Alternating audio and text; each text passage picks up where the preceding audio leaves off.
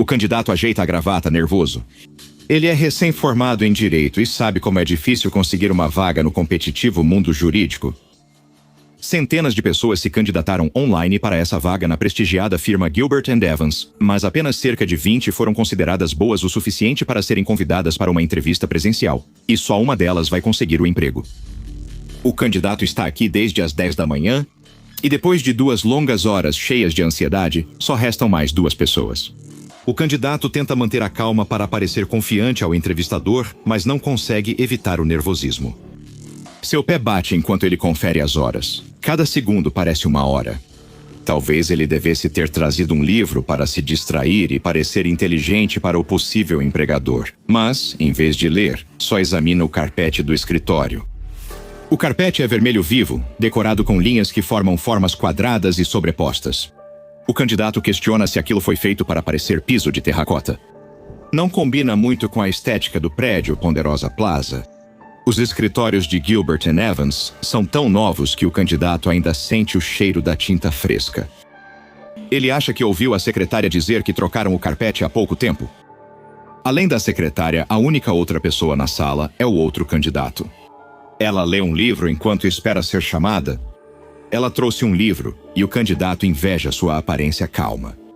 Seu consolo é pensar que ela também deve estar nervosa, só que esconde melhor que ele. Após o que parece uma eternidade, o entrevistador abre a porta. O entrevistador chama a mulher pelo nome, que se levanta com o livro debaixo do braço. O candidato deseja boa sorte e lá sente antes de entrar na outra sala. Minutos se passam. O candidato tenta acalmar os nervos seguindo os padrões do carpete com os olhos, mas não adianta. Sua boca está muito seca. Ele sente a língua grudando nos dentes e pesando na mandíbula. Ele engole em seco, tentando desesperadamente aliviar a sensação de secura. A secretária havia lhe perguntado mais cedo se ele queria um pouco de água, mas ele recusou, como um tolo. Esta pode ser a última chance que ele tem antes de entrar para a entrevista. Hesitante, ele acena para chamar a atenção da secretária e, com a voz rouca, pede um copo d'água. Enquanto a secretária busca água, o candidato olha para baixo novamente. Ele jurava que o padrão do carpete havia se movido, mas isso não era possível, era. Ele precisa se concentrar. Tenta cruzar as pernas, mas não consegue. Algo parece estar segurando sua perna. Antes mesmo que ele possa perceber o que está acontecendo com ele, o candidato começa a se sentir tonto. Algo está errado aqui, mas o candidato nada pode fazer. Ele se sente fraco e com frio. A escuridão começa a invadir sua visão, e então tudo ao redor fica preto. A entrevista segue bem. A entrevistada está calma, centrada e aparenta ser qualificada para o cargo. O entrevistador já tem uma boa ideia de quem será chamado, mas ainda falta entrevistar mais uma pessoa. Neste momento, enquanto ele aperta a mão da mulher distraidamente e lhe deseja boa sorte, na verdade está pensando no que vai pedir para o almoço. Salada? Talvez um burrito? De repente, um grito de arrepiar os cabelos ecoa na sala de espera. A mulher e o entrevistador correm e abrem a porta rapidamente. Eles veem a secretária com o rosto pálido, sua mão estendida apontando para o último candidato do dia, caído em sua cadeira. Morto. Os escritórios da Gilbert & Evans logo são isolados. Logo, os paramédicos percebem algo estranho no corpo do candidato. O entrevistador e a secretária presumiram que ele morreu de um ataque cardíaco súbito por estresse. É uma tragédia para alguém tão jovem, mas também não é algo totalmente inédito na área jurídica. No entanto, o corpo não apresenta nenhum sinal de ter sofrido uma parada cardíaca. Também há o fato de que o candidato não fez nenhum barulho antes de falecer, nem mesmo um suspiro. Na verdade, parece que ele se foi muito tranquilamente, levando tudo em consideração.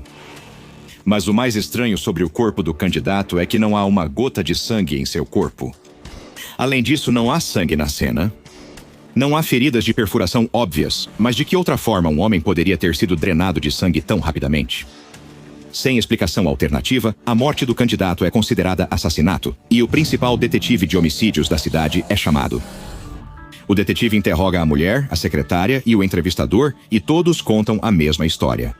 O candidato parecia nervoso, o que era de se esperar. Ele pediu água, e enquanto a secretária estava fora da sala, ele caiu morto. O detetive faz um exame minucioso da sala. Nada incomum nem manchas no carpete. Exceto pela mancha de água que a secretária fez ao derrubar o copo de susto, a principal teoria do detetive é que alguém deve ter usado uma bomba ou algum tipo de máquina para drenar o sangue do candidato. Mas a logística de algo assim acontecer parece improvável. A secretária não viu nada. Não há sinais de que uma máquina grande esteve na sala, sem marcas no carpete e ninguém ouviu sons característicos. Enquanto o detetive examina a sala, as testemunhas são escoltadas e os outros policiais verificam os corredores. O porteiro é questionado sobre suspeitos que possam ter entrado no prédio naquela manhã. Talvez outro entrevistado quisesse aumentar suas chances eliminando a concorrência. Após um exame minucioso, o detetive retorna à delegacia e começa a preencher a papelada do caso.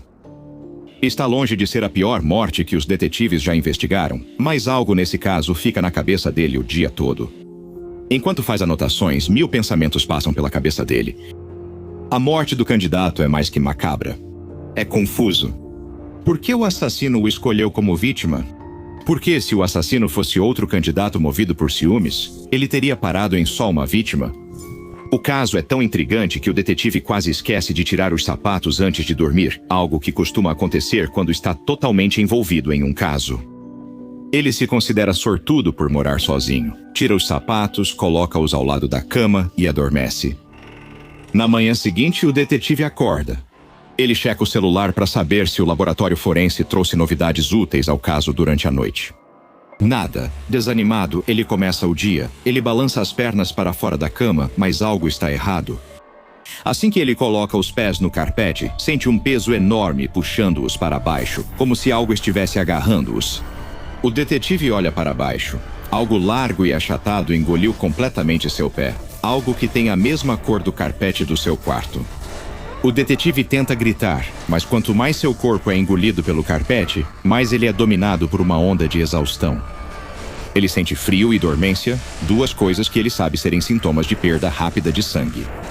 Nesse momento, ele entende o que aconteceu com o candidato à vaga. Quando alguém questionar sua ausência no trabalho, o detetive já estará morto há muito tempo, vítima da mesma misteriosa perda de sangue que ele havia sido chamado para investigar. Quando um detetive investigando uma morte misteriosa é vítima da mesma morte misteriosa no dia seguinte, a Fundação SCP toma conhecimento. A fundação isolou rapidamente o Ponderosa Plaza, a casa do detetive, e ministrou amnésicos a todos os presentes.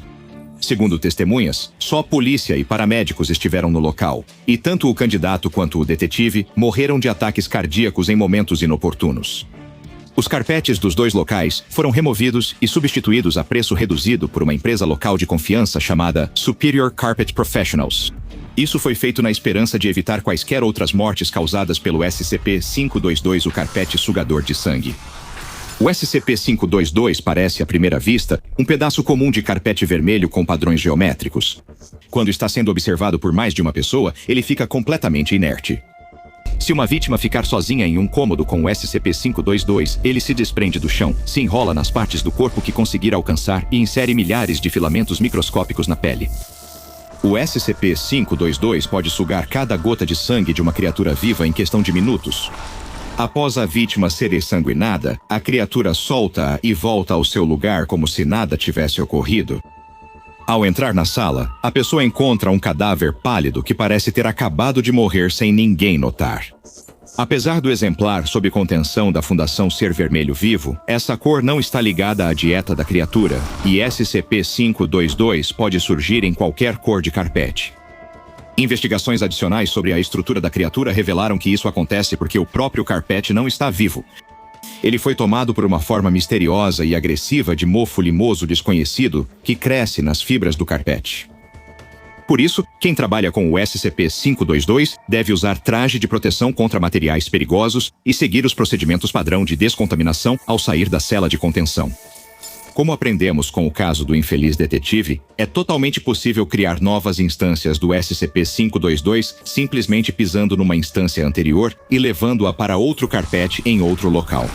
Evidências anedóticas sugerem que nunca houve casos do SCP-522 atacar vítimas que moram em casas onde se tiram os sapatos. O SCP-522 é alimentado com um porco vivo ou um animal de tamanho equivalente uma vez por semana. O cronograma é meio arbitrário, pois não se sabe ao certo quanto tempo o organismo sobrevive entre as alimentações. Como outros predadores de emboscada, ele é paciente quando deseja. Fora das condições de teste, absolutamente nenhum funcionário tem permissão para entrar no recinto do SCP-522 sem supervisão. O tapete se comporta principalmente como um animal, mas parece ter uma inteligência limitada, ou, pelo menos, uma consciência maior do ambiente ao seu redor. Por meio de testes com animais e humanos, a Fundação conseguiu determinar que o tapete consegue diferenciar uma pessoa senciente de um animal. Se um classe D for colocado para ficar no centro do SCP-522 enquanto o outro observa do outro lado da sala, o SCP-522 permanecerá inerte. O mesmo acontece se um rato for colocado sobre o SCP-522 enquanto um classe D observa. Mas quando dois ratos são colocados nas mesmas posições, o SCP-522 simplesmente ataca e exangua um deles, apesar da presença do outro. Testes com um classe D em pé no tapete, observados por um rato, tiveram os mesmos resultados. Então o SCP-522 só age quando não está sendo observado especificamente por olhos humanos. Ainda não foi determinado se o SCP-522 sabe que uma testemunha humana seria capaz de soar o alarme e alertar futuras vítimas. Embora saiba a diferença entre humanos e animais, ele não parece considerar as câmeras que o filmam constantemente em seu recinto. Quando surge uma oportunidade de caçar, aparentemente nada pode impedir o SCP-522 de engolir sua presa. Em um teste, a equipe da Fundação grampeou o carpete no chão para ver se isso o impediria. Um classe D foi instruído a ficar em pé no centro do carpete. SCP-522 demonstrou força considerável ao arrancar os grampos do chão e rapidamente engoliu e exsanguinou o classe D. Outro teste envolveu uma mesa pesada parcialmente sobre o SCP-522 com um classe D em pé sobre ele. SCP-522 conseguiu, na verdade, se contorcer para sair debaixo da mesa, exsanguinar o classe D e depois deslizar de volta para debaixo da mesa.